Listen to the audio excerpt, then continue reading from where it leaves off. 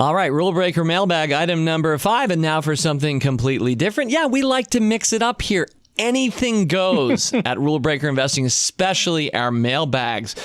This one goes to an area of the investment world, Andy, that we don't often talk about in this podcast, which is maybe why P.T.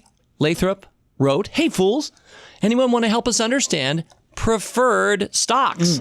What role might they play? What pitfalls should anyone look for? Are they worth diversifying into at all?" So, Andy, let's first define our term. Can you just kind of, as our chief investment officer, knowledgeable about everything, encyclopedically aware of everything in the investment world?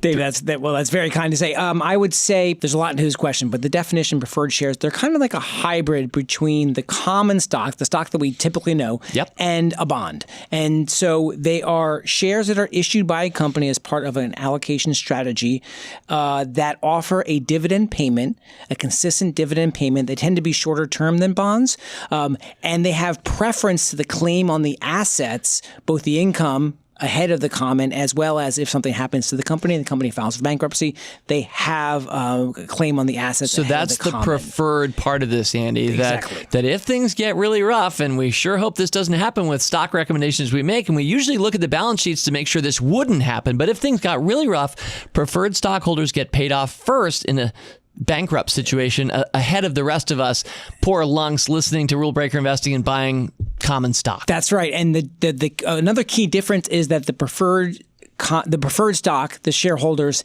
tend not to have voting rights. Most of them do not have voting rights like you do as a common shareholder, have a voting say in the company's board of directors and their decisions.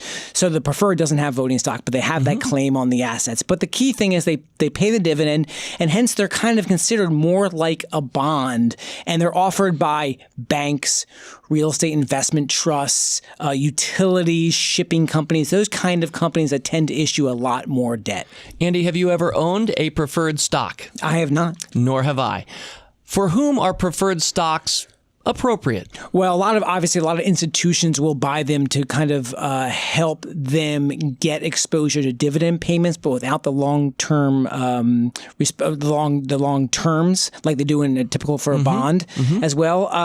I would say they are very popular with yield-seeking, dividend-seeking people who want to have the potential little bit of growth in the security, like a stock, so a little bit upside in the stock, but they really want and they really rely on those dividend payments. So really, if you're an income seeker, a yield hunter, preferred shares are potentially one investment vehicle for you. So some of the higher dividend yields that are paid are these preferred stocks. Usually we're looking at higher yield, lower returning kinds of devices. That's right, David. Yeah, if you just I was just looking at some of the yielders. We're talking some of they're 5, 6, 7, 8%. Yeah, I'm not getting that with my like Ford stock, for example. That's correct. Yeah, so they tend to yield much more than the common, and they have the obviously as we said, they have the right to the earnings stream before the common as well too.